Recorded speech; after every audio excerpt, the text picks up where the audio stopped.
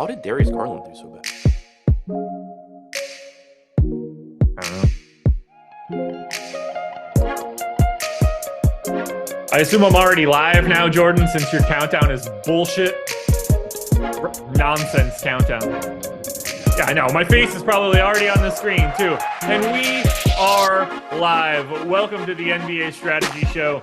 It is Thursday, November 10th. I am Josh Engleman. I am joined by Adam Scherer. We are brought to you by Prize Picks. We finally just have a normal day this week. We went every single team, no basketball whatsoever, what felt like every single team, and now just a normal, standard 4-game slate.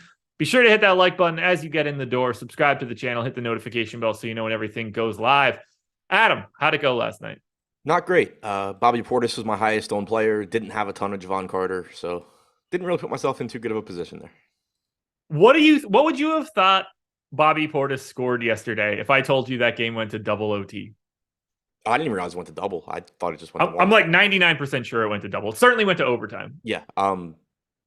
Probably twice what he did. Yeah. It's hilarious. I think I'm right. I mean, you probably are. Right. I wasn't paying any attention after. I was also not paying attention. Let me just double check. 265. Yep, 290. Double. Chat's on it too. Porn bots are here this morning. They're excited about it. Yeah, 45 minutes for Javon Carter. 46 minutes, the highest minutes for anyone on the team. Brooke Lopez, didn't see that one coming. He got 16 more minutes than I had projected. That'll make him look a little bit better. George Hill ended up playing 35 minutes and still was ass, which is really fun for George Hill. Luckily, I got off of all the George Hill that I had, but it didn't make a difference either way. Campaign killed me, says Marcus Edmonds. Wasn't he fine? Yeah, he scored like 46 DraftKings points. I thought so. Oh, he said he didn't have him. Oh, I must have read that wrong. My bad, Marcus. I was like pretty sure that he did well, but maybe I just read it wrong. Payne should hit soon. Yep, Payne hit last night. What are we talking about? Yeah, he hit 12 hours ago. Anthony, I'll just hit your question quickly. When you build cash lineups, do you want chalky or more balanced? Chalky. Just play some version of the best projected lineups you can. Yeah, which will ultimately be chalky. Well, yeah. Chalky and more balanced though aren't like different things. Yeah. We're comparing salary structure and ownership. Oh man, really with cash, like you don't want to care about much of anything outside of just getting some combination of the best medium projection and, if in doubt, the highest floor that you can. Yeah. Generally speaking, like, you know, if you see a guy that is in your highest projected lineup and one of those guys is 1% owned and your second highest projected lineup is a 1/10 of a point off that, but that guy's 20, that you take the 20 and the 1/10 of a point. Yeah. And if you get your highest projected lineup and there's one guy who his medium projection's fine, but you know that he's playing anywhere from 12 to 30 minutes. And then in your second lineup, that the same version of that guy is playing, 28 to 32 minutes, go with the lower volatility one. But you're pretty much caring about projection. All righty. Do you just want to dive into this one? I'm ready to just talk this slate. 4 games up, 4 games down. We'll get in and out pretty quick. Certainly don't want to talk about yesterday's anymore. No, I certainly don't. I just didn't go the way that I wanted it to. Let's talk Dallas. So this is the lone 7:00 start. 3.5-point favorites for the Mavs in Washington against your Wizards. And if we don't beat this drum enough, this will explain it. 209 implied total or not even implied total, 209 total on this game. That is the lowest by 8 points. Or if you look at the other 2 games, by like 15. We need to remember this moving forward. Matchups against Dallas are probably the worst matchup you can get of any team that you can face, because they are pretty solid defensively and they are the slowest team in basketball. Doesn't mean we get away from them here. Luka Doncic at 12,500 on both sites is already pulling 20% ownership. So not having any trouble getting there. Spencer Dinwiddie's 20% owned. Maxi Kleber, who I think looks pretty good today, is about 25% owned on both sites. Let's start with Luka. How do you feel there at 12.5 today? I think the price tag is pretty much correct. The projected ownership tells me that it's probably a little bit easier to get to him today than it has been on other slates recently. For one, it's only 4 games, so it's not like he has as many guys as he's competing with, but it suggests that there's, plenty of value available or likely to be available as well. Same way I felt about Luka for a while, ever since they raised his price. I'm more than happy to get to him. He's still very, very capable of beating that price tag. He is expensive enough where his medium projection isn't going to make you really happy. Although, a 4-game slate, again, if he hits like 60 DraftKings points, that's much more likely to be in the winning lineup than it would be on, an 8, 9, 10, 15 gamer. But yeah, happy to get there. Seems like it's probably pretty easy given that he's pulling 22% ownership. What about your boy Dinwiddie, who you did shout out both on the strategy show and on the deeper dive yesterday as a guy that could be benefiting from Christian Wood's absence, and he certainly played quite well. What do you want to do with Dinwiddie today? Yeah, I think it's the same thing. He is getting substantial ownership today, so probably not as exciting as when he wasn't getting ownership, but also $6,200. Once again, he played 37.5 minutes. We've seen that playing time come up recently. He's getting all of the non-Luka minutes, and then now, again, no Christian Wood with that second unit either. Tim Hardaway Jr. gets some usage, but certainly not as much as Christian Wood, and then the rest of that second unit is Maxi Kleber, Josh Green, JaVale McGee. Like, nobody out there is shooting the ball except for Spencer Dinwiddie and occasionally Tim Hardaway Jr. So I do think Dinwiddie looks really good again. And then we get to Maxi, 3,400 on DraftKings, power forward center, 3,700 on FanDuel, power forward center. We have no Christian Wood, and it seems like, based on what we're looking at now, with Dwight Powell moving into the starting lineup, JaVale being the backup center, I feel like their goal is to have Maxi close games. I gave him 28 minutes. It's what he's played in the past two, including 33 minutes yesterday with no Christian Wood. If Maxi's going to play 28 plus minutes in competitive matchups, then as a pay down option, it's not going to get much better. Yeah, agreed. And I just looked, we only have 17 minutes and 34 possessions this year for Dinwiddie without either one of Doncic or Wood on the floor. So clearly take what I'm about to say with a grain of salt, but 36.8% usage rate and a 50% assist percentage in those 34 possessions for Dinwiddie. Those numbers are going to come down, but it highlights just that he's going to do everything for that section of minutes. As far as Maxi goes, he's been awful this year. He's averaging 0.54 DraftKings points per minute. That being said, going back to previous years, I think he's around a 3/4 of a fantasy point to 0.8 fantasy point per minute guy, somewhere in that ballpark. And he's only 3,400, has plenty of minutes available to him, played 33.5 yesterday. I don't think he always closes, but he certainly has a path to it. Like, there's some games where it could be Powell, but either way, I think he's going to get enough minutes where at 3,400, he looks like a good value. Yeah, I think the upside is that he plays like 32, and the likely scenario is that he plays like 28 and maybe doesn't close. Sturts and Drake show with the super chat. You guys helped me out with some good advice a few videos ago. Thanks. Winning after the advice. I assume that came from me, so congratulations. Can't help myself. Maxi certainly makes it a little bit easier to go to Luka. I would guess that combo is pretty popular today just because of the prices of both guys. Agreed. I'm trying to look at the rotations and see if there's like anything that maybe I think could happen instead of Maxi. But outside of, Dwight Powell potentially getting some more minutes, Powell played 19. We had seen a game recently where Powell played 26. He didn't close the end of the second and fourth quarters, which obviously he could. I don't think they want him to, but he could. Right. But yeah, like there's nothing. It seems to me like Powell is the guy that, if somebody cuts into Maxi, it would be him. Like Josh Green was already getting a bunch of minutes and they were mostly alongside Maxi. So it's not like you're looking at this and saying like, oh, well, Maxi played 33, but Josh Green played 12. What happens if Josh Green plays, 20? Josh Green got his too. So it seems like a relatively safe spot for Maxi. Yeah, I don't think they have many other alternatives just because, like, to replace Christian Wood, you're obviously going to some sort of big man. They don't really have a lot in that. The worst case scenario for Maxi is that somehow 48 minutes get split between JaVale and Dwight Powell, and at which point you probably wanted Dwight Powell. Yeah, they don't. Their 4s or 3s playing the 4, so they're one of those teams where, not that they have to play big, but if their version of playing small would be playing like a 3 at the 5, basically. Yeah. Dwight Powell, by the way, 5,100 on DraftKings, basically impossible to get to. Dwight Powell is 3,600 on FanDuel, $100 above the minimum, and has the power forward eligibility. I don't think he looks great today. He's projected for 11% ownership on FanDuel, but that is definitely a price tag and positional structure on a 4-game slate that has a lot of upside. Agreed. DraftKings, that is ridiculously difficult. Yeah. Center only and $5,100. I mean, as much as I like the idea of trying to be contrarian and leverage against a very, very popular maxi, I'm not planning on paying an extra $1,700 and giving up power forward eligibility to do it. Yeah.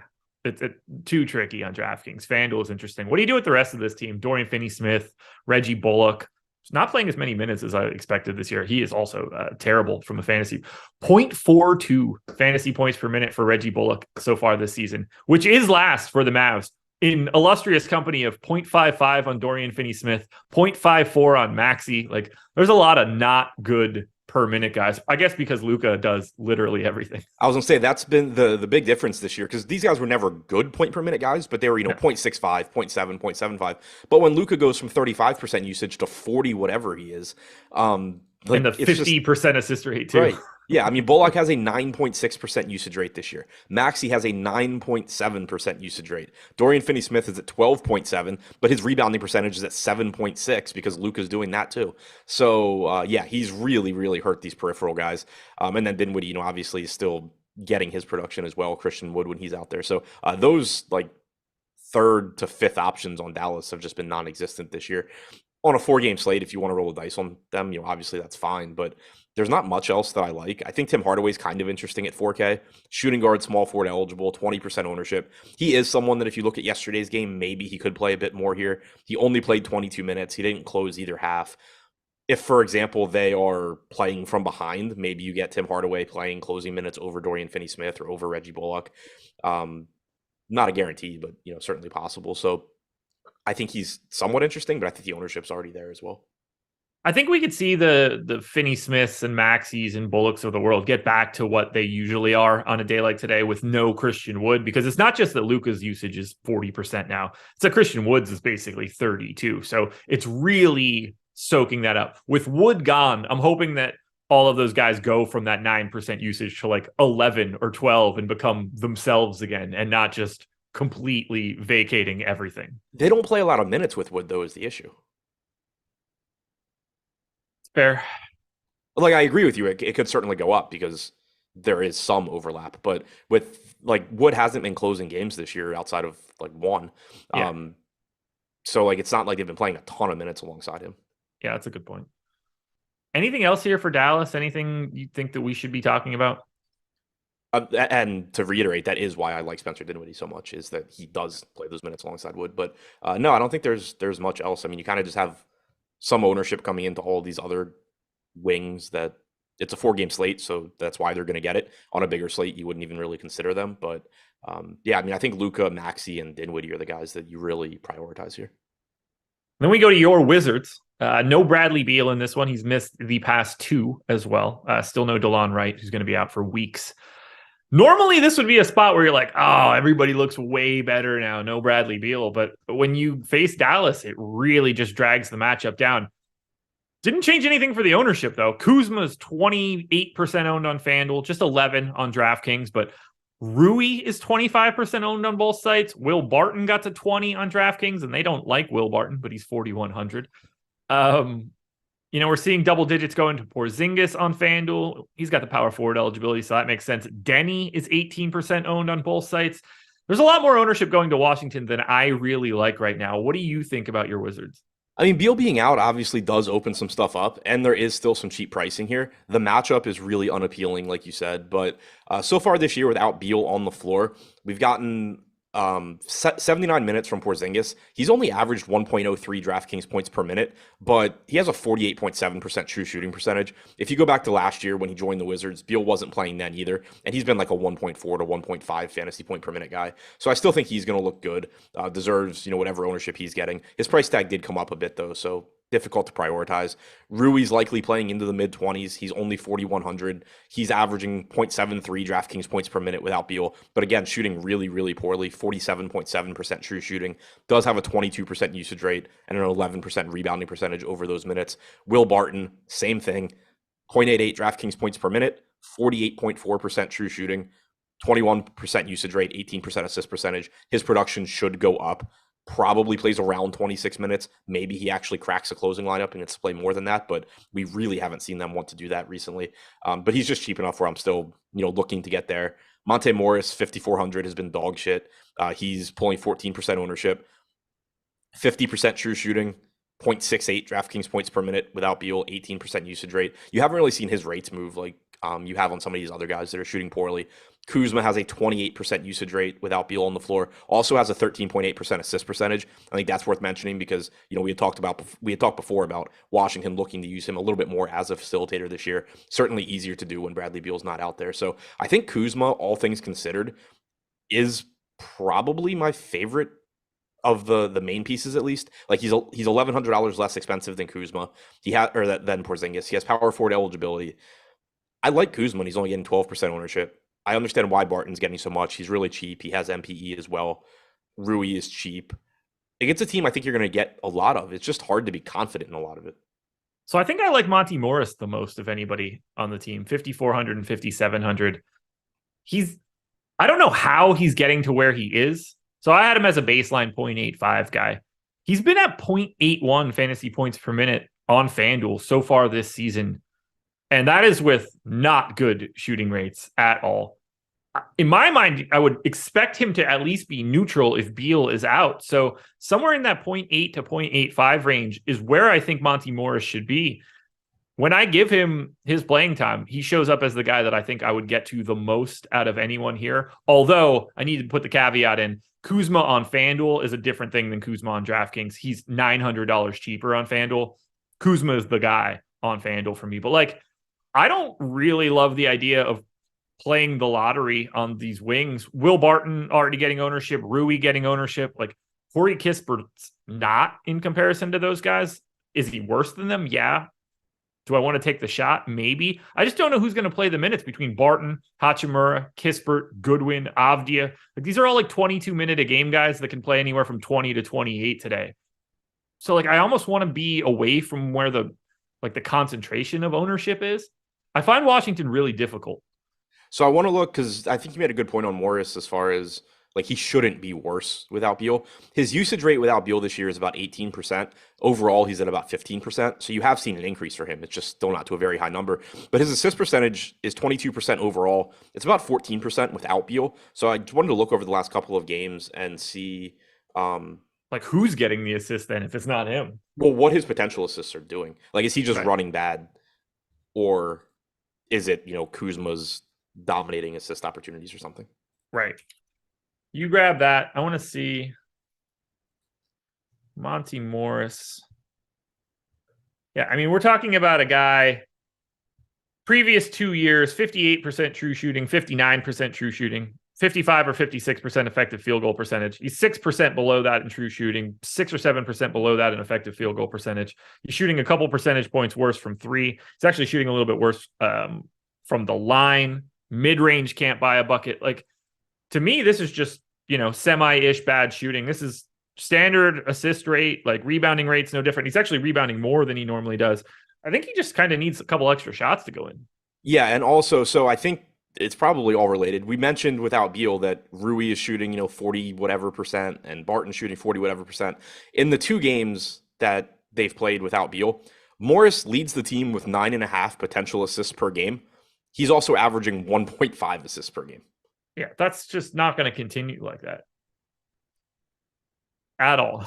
So I really do like Monte Morris, especially if he's not going to pull the ownership, because I don't really see a reason why he shouldn't. 5,400 is just not that crazy of a price tag on DraftKings. Yeah, at least they're willing to play him 32 minutes. As far as Goodwin goes, I am not touching $4,700 Jordan Goodwin. No. He is 5,200 on FanDuel. You could extra not touch him there. Yeah, he's the opposite of everything else we've talked about with Washington. He has a 78.9% true shooting percentage, not going to continue. 15.6% usage, does have a 30.2% assist percentage. He's second to Morris in potential assists. His are getting converted, Morris's are not. I'm not chasing Jordan Goodwin here.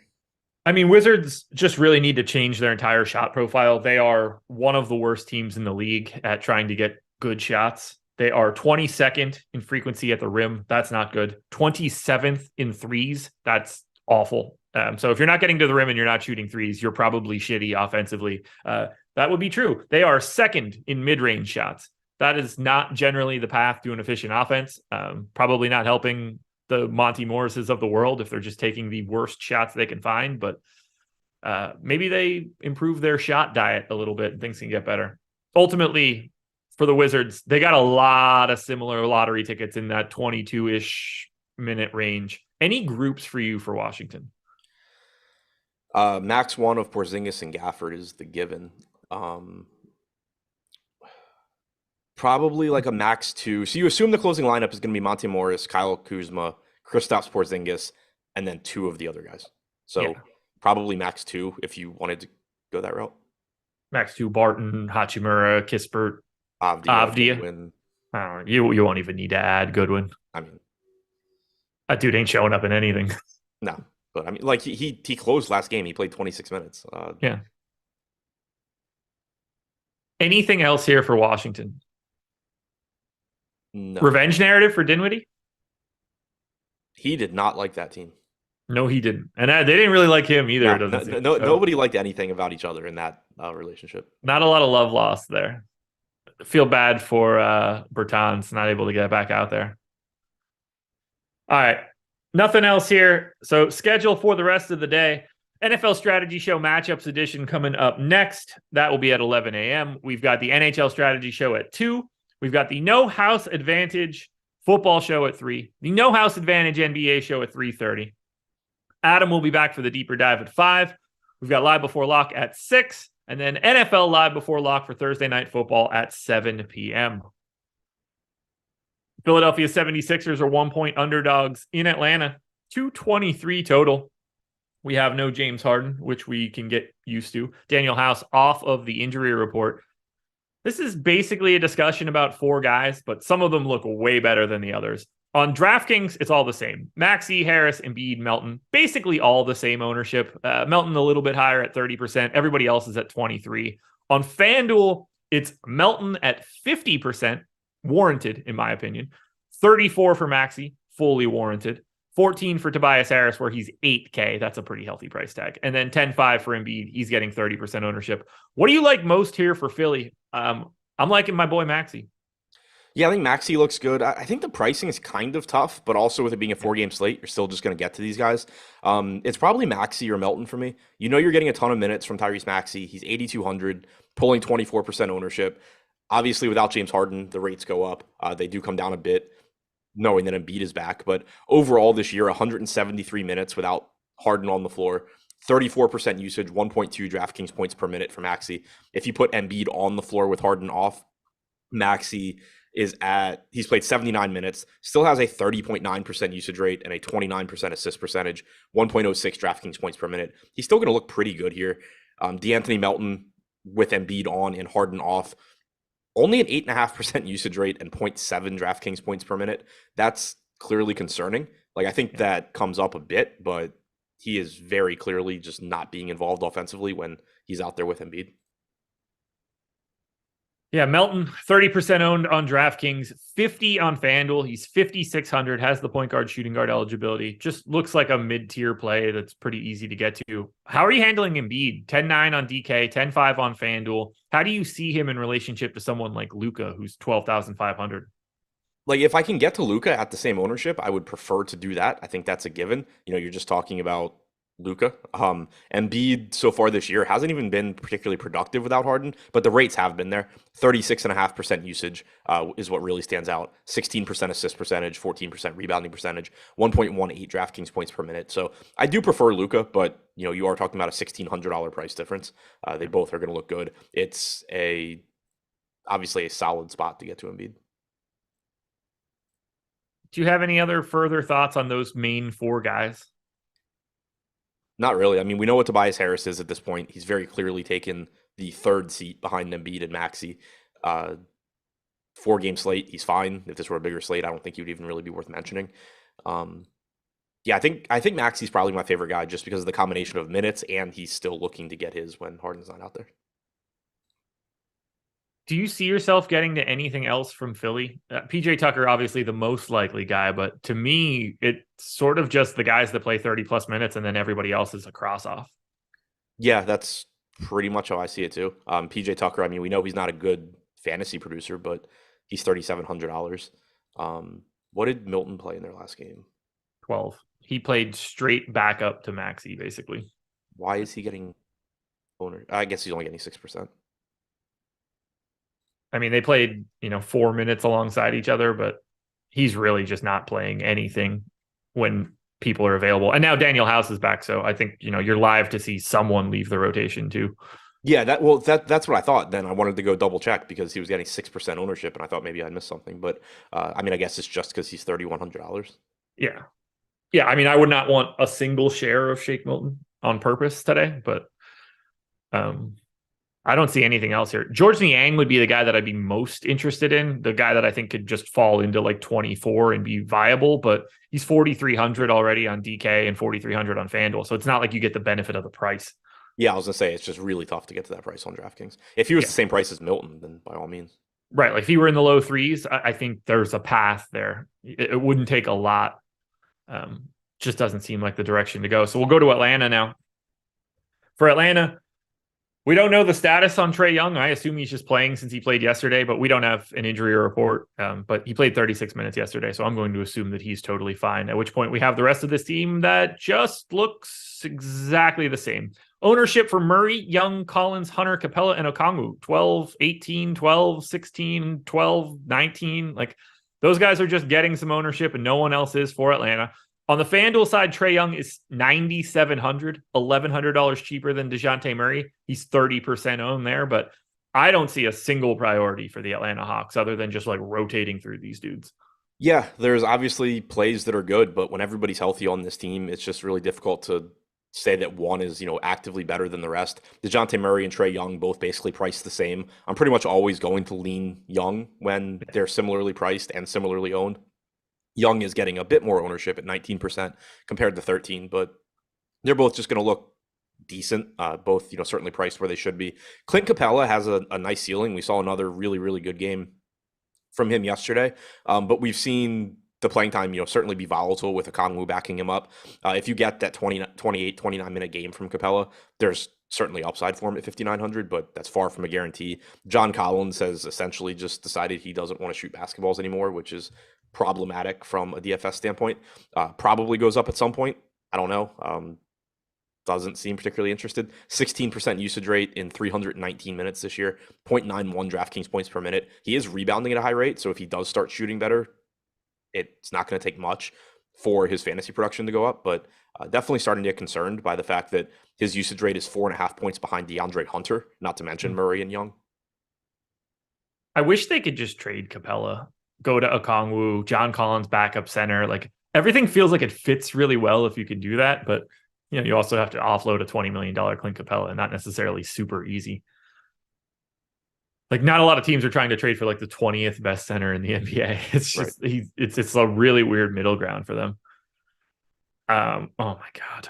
I don't have much else to add for Atlanta. They're like the most bland team to talk about here.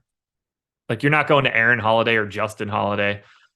Clearly, Trae Young should get more ownership on FanDuel when he's $1,100 cheaper than DeJounte. Like that's just a no-brainer. But Atlanta just looks normal. You play the guys that get their real rotational run, and then you just get away. I mean, Philly's sort of the same thing too. Like there's 4 guys that you can get to, and that's it. I don't think there's anything standing out for Atlanta. I don't have anything else to talk about. Yeah, I think it probably goes without saying, but playing Okongwu and Capella together probably isn't what you want to do. They both individually look like solid plays, though, at their respective salaries.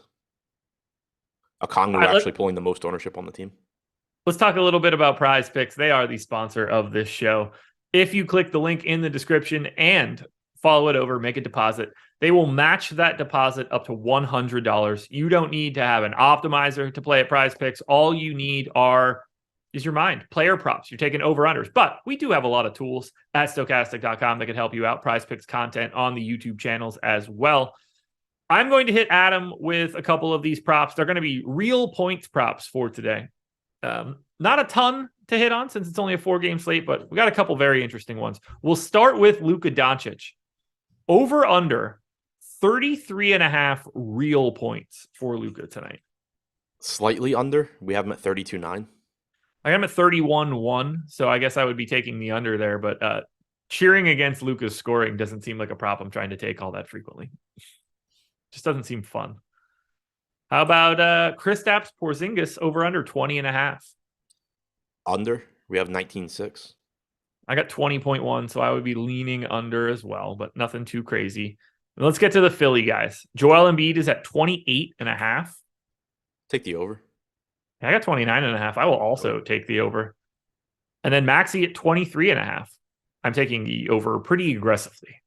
Of course you are. We have it at 23.5. I think I would take the over. Of course you would. And then one last one, since I think that it could be interesting. Trae Young, 25.5. Over. I got 28 too. So yes, I will also take Trae Young there. Looking good to me. Guys, that's Prize Picks. Go sign up using the link in the description. Get yourself up to $100 on that first deposit. We go to Charlotte.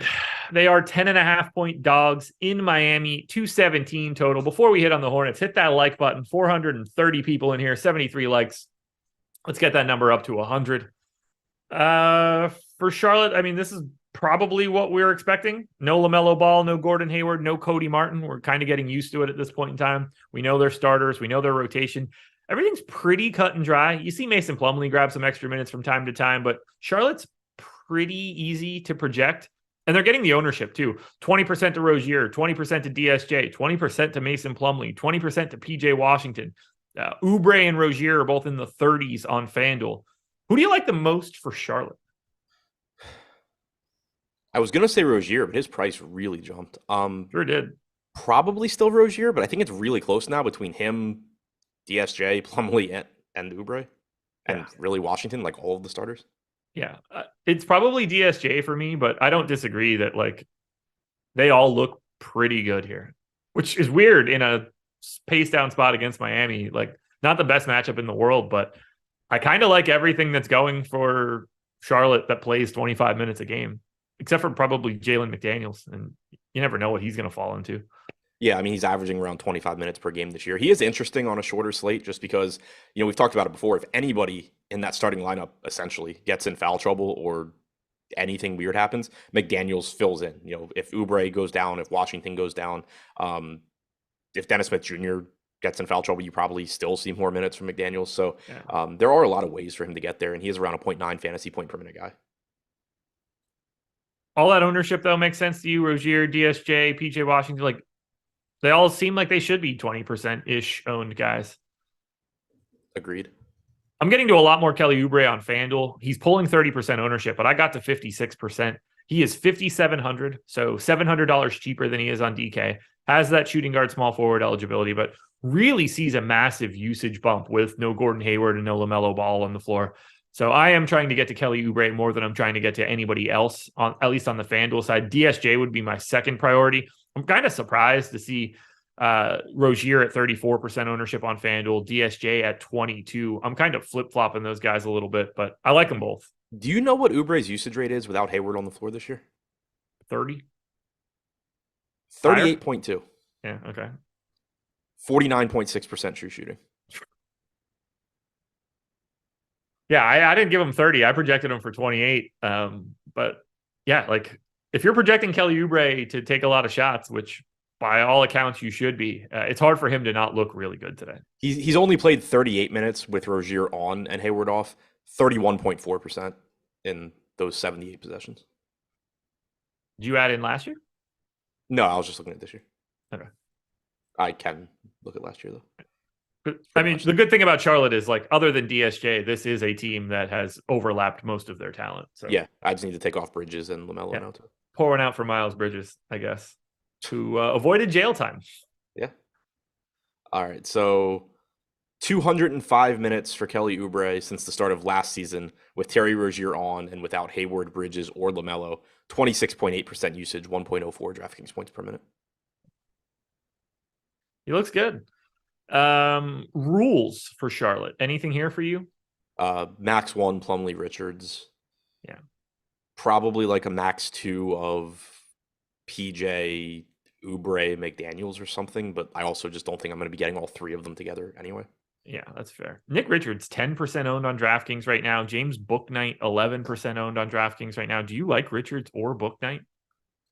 Somewhat, just because it's not going to take a lot for them to look good. Like Richards is only 4K. He's getting 10% ownership. He's a good point per minute guy. Bouknight's bad. Yeah, I was talking about Richards. Yeah, I know. I thought you were leading into Bouknight now, and I was just I getting was my color just trying to commentary find. I was trying to find Richards' actual rates. 1.05 DraftKings points per minute for Richards this year. Yeah, Bouknight's at 0.73. That is on 44.8% true shooting, 20% usage. He's basically minimum salary. I wanted to look at their rotations too and see exactly who he was backing up because that could affect groups. Like I don't know that I would want DSJ and Bouknight together. Yeah, I think that's reasonable. I mean, we saw Bouknight get 29 minutes when DSJ was out, so he was definitely like the first guy up when DSJ rolled his ankle. So, yeah. I mean, yeah, leads me to think that. What'd you say? That just leads me to think that they're basically backing each other. Yeah. At the same time, like they did play some minutes next to each other yesterday. Bouknight only played like 4 minutes in the second half. They were all alongside DSJ. It was in place of Rozier. He closed the first half in place of DSJ, played a couple minutes alongside him. At 3,200 on a 4-game slate, I'm probably just not even going to set that rule. Like Bouknight can play his 20 minutes and pay off 3,200 enough. Yeah. Yeah, he's shockingly bad.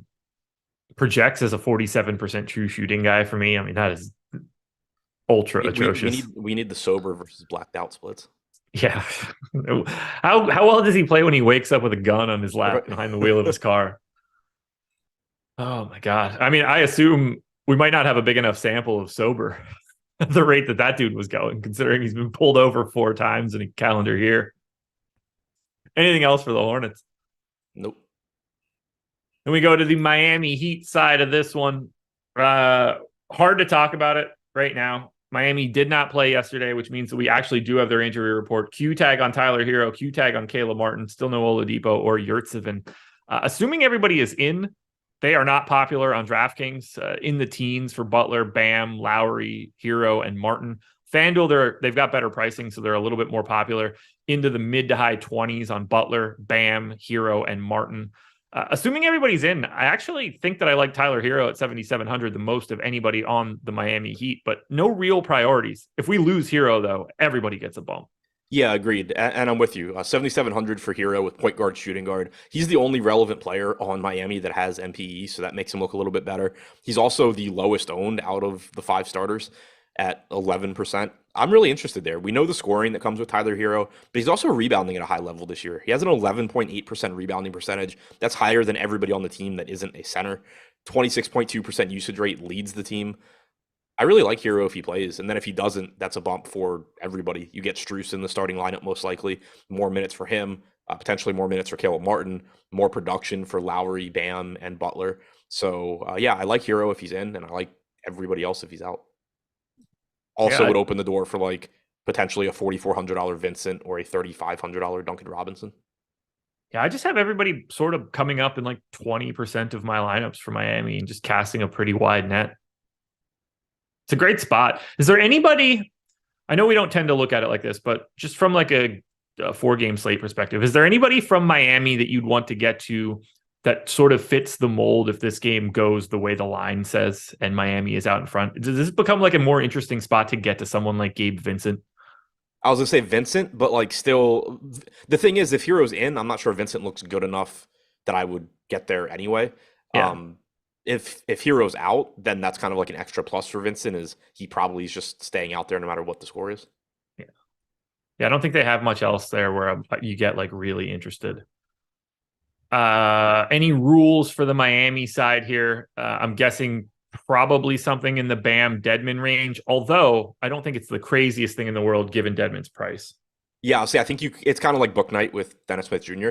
You could get by with it. The difference is that you're probably just never getting Dedmon plus Bam minutes, whereas you are getting some Dennis Smith Jr. Bouknight minutes. So I would prefer not to. I mean, the way I kind of think about it is, could they both get there? Sure. But also, if I have Bam Adebayo in a lineup and I'm going cheap center, I would rather just go to like Nick Richards or something, who's, he's $800 more, but like you get the point. Like there's other, a Kongwu 3,600. Like I would just rather have a Kongwu in the Bam lineup and rather have Bedman in the Capella lineup. That's fair. Anything else for Miami? No. We got over 100 likes, so that's nice. Hit it one last time. Got to let you guys know, BetMGM, the deal is here.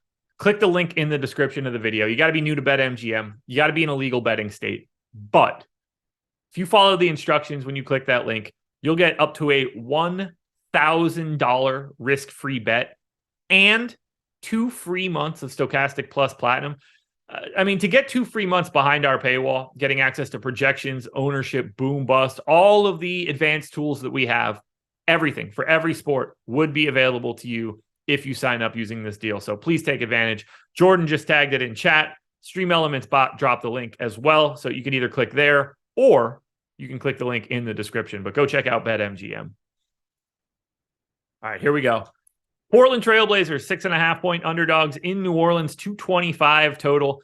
This one's basically impossible to talk about right now. Portland is on a back-to-back. They were without Jeremy Grant and Yusuf Nurkic yesterday. Keon Johnson was also out for that one. There's no way for us to know this yet until we get later injury reports. My guess is that both of those guys maintain their Q tags at 1 o'clock, and we still don't have the sign-up information. But I approached it with Grant and Nurk in, at which point I don't find anybody all that interesting. Like, give me Hart, Simons, rather. Oh, God, I feel like Brandon Katz. Simons, Lillard, Grant, Nurkic, Winslow. I think they all look pretty similar if everybody is in. But if everybody's out, we're going straight back to like Drew Eubanks' show, and Justice Winslow looks better. Can we talk about Portland right now? I think it's pretty difficult. Like if those guys are in, I'm with you. Nothing looks great. Obviously, Damian Lillard's capable of having big games. His price tags also come up, so he doesn't look like any sort of a priority to me.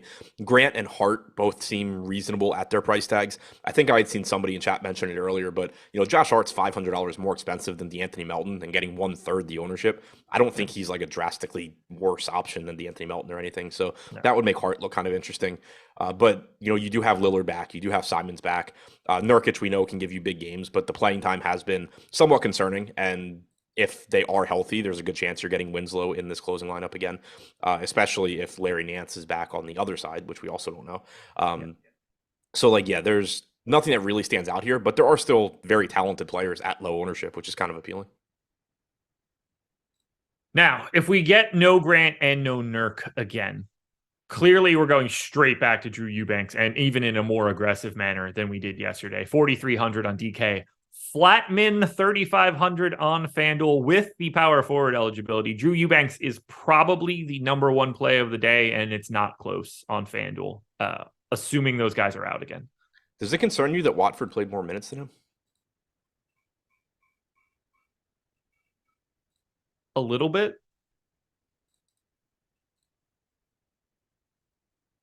I mean, how is Trendon Watford 5,200? You seeing that too? Holy shit. Yeah, that's what I just saw right now. I was just like, because I was thinking about, because obviously I agree with you, $4,300 Eubanks, if he's starting, is a good play. We talked about it yesterday. He hasn't produced at the same level so far this year, but if you go back to last year, his time with Portland, he's around like a 0.9 fantasy point per minute guy. Obviously, he was very good on a per minute basis yesterday. Charlotte just chose not to defend him in the paint at any point. It was really frustrating to watch as someone that didn't play much of him. But so I looked and I was like, oh, well, this is going to be really interesting if I can just play Trendon Watford and hope that he plays 26 minutes again. And I was like, oh, he's 5,200. I'm not doing that. But so that is a concern for me. Like, Eubanks did produce yesterday. I do think he's underpriced to be a starting center. That being said, he played 22 minutes. He was not in the closing lineup. Trendon Watford closed over him.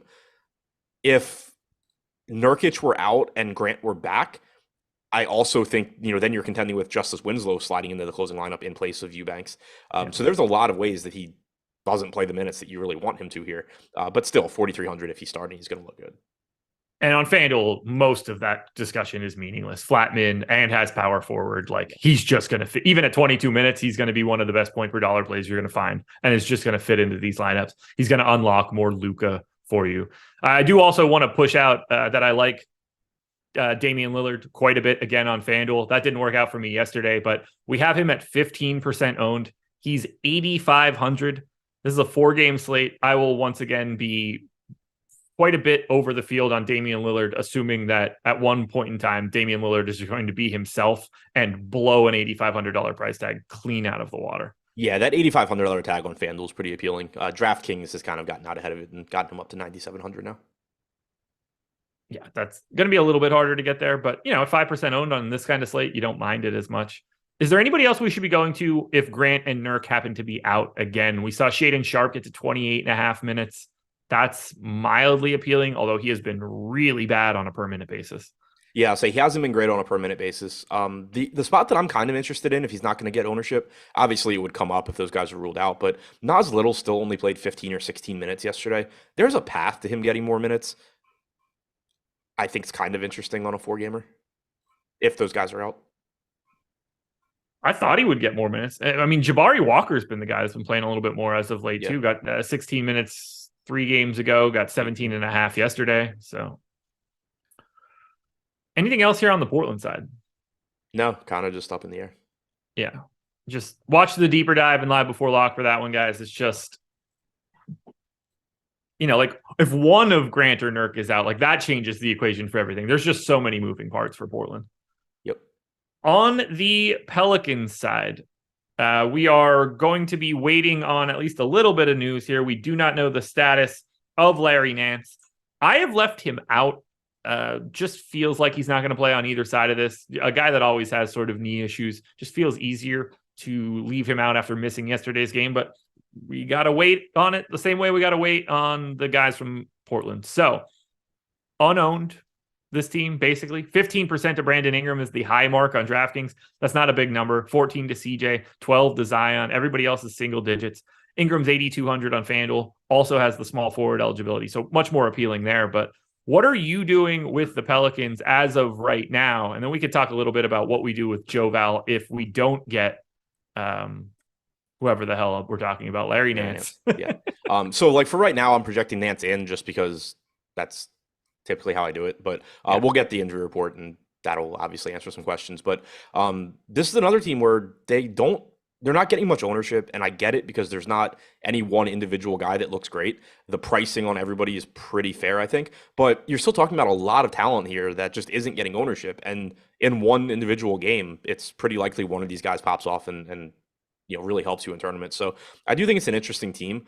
Zion back up to 8,800 today, pulling 12% ownership. Ingram at 8,700, pulling 16%. McCollum pulling 14%. I do agree with Drop Roses that Herb Jones probably should be more than 9% owned at 4,800. I disagree with pretty much the entire reasoning that got Drop Roses there, but I agree with the final take that Herb Jones probably just should be more popular at 4,800. He's only averaged 2/3 of a fantasy point per minute this year, but the minutes should be there. He's cheap. I just think he should be a little bit more popular. I don't disagree that the minutes should be there, but he's not playing as much as you would expect. Like, what do you project her? Yeah, I got him in for 30 right now. I think at the beginning of the season before he went out, we probably would have been projecting like 32 or 34. I don't, and he played 34 a couple games ago, so it's in there. You need every bit of that though for someone like him at a 0.8 guy. I agree though, 9% owned, not all that crazy to get over for a guy that's like a part of everything they're doing. He's just not a very good offensive player, and they're just not going to project all that well. Yeah, and they don't need or want him. I mean, I guess they would want him to be, but they don't need him to be at this point. All right, let's talk Joe Val. If there is no Larry Nance, I think that we see a couple extra minutes for Joe Val. They went to Willie Hernan-Gomez over Jackson Hayes yesterday, which was interesting to see.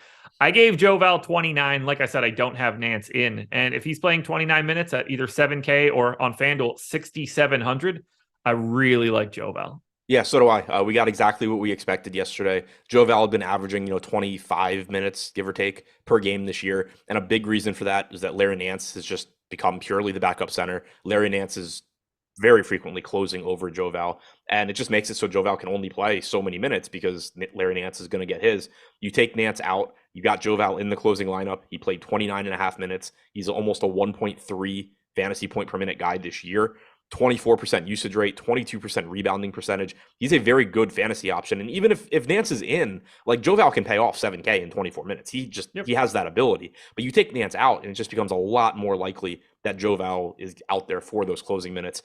One kind of caveat is that if Nurkic is out, it does, I think, increase the chances a little bit that Portland ends up going with some like small 5-out lineup, and you could theoretically get like Herb Jones at the 5 for Zion, whatever. Yeah. But like you could get those lineups here, but I still would project more minutes for Jovel.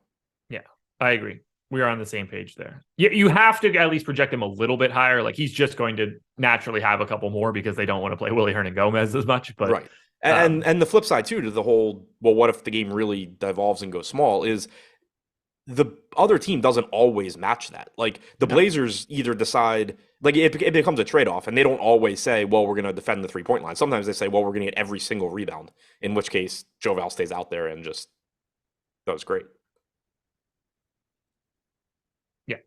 Yeah, if you think that you could own the glass and the paint at the same time, then you don't zig into their zag at the same time. It just doesn't get you anywhere. Let's just say that Larry Nance is out. Does that free up anybody else, or is this a starting 5 and nobody else team? Because that's how it looks to me. Yeah, I think it's mostly that. I mean, if you want to throw Alvarado into that like James Bouknight category, he's 3,800. He played 13 minutes yesterday, but some games, he can get to 20. But yeah, I don't think much else that's appealing opens up, even if Nance is out. I mean, you got 22 minutes from Najee Marshall. You got 20 minutes from Trey Murphy. Marshall is only what?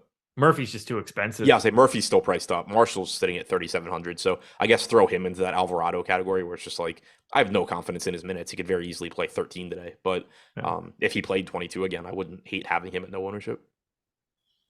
Anything else you want to touch on for the Pelicans? Nope. You've got tournament plays videos coming out a little bit later. Contenders videos from me are also out. You should watch those videos, all 4 of them, every single day. It's the best stuff you're going to get in the industry. Injury report video, pretty important for today, oddly enough, on just a 4-gamer. And then you'll be back for the deeper dive at 5. Yep. Thank you for telling me it's an hour and a half today. That was pretty satisfying. I assume that was still just like a breeze to do on Monday. Oh, yeah. It was just, not what I wanted to hear at 9 a.m. Nope. I mean, if I was like, yo, you have a 1-minute show tonight, you'd just be like, shit, a minute? So let's not act like you would have been happy either way. No, actually, it wasn't even that I minded the extra 15 minutes. It was that I knew I was already going to be short on time trying to get like my projections done. And then I was like, oh, I just lost 15 minutes. Yeah. Monday was a big one. I don't ever want that again. So that was awful. I guess it really was. I'm glad I didn't play it. I was just at my desk until literally 10 o'clock. I didn't eat dinner until 10 because I was just late swapping every 15 minutes. Yeah, I don't need that shit in my life. Thank you guys for being here. It's been fun. We appreciate having you. Make sure you're watching all of the content for the rest of the day. Make sure you're signing up at Prize Picks and at BetMGM. NFL Strategy Show Matchups Edition coming up next. Peace.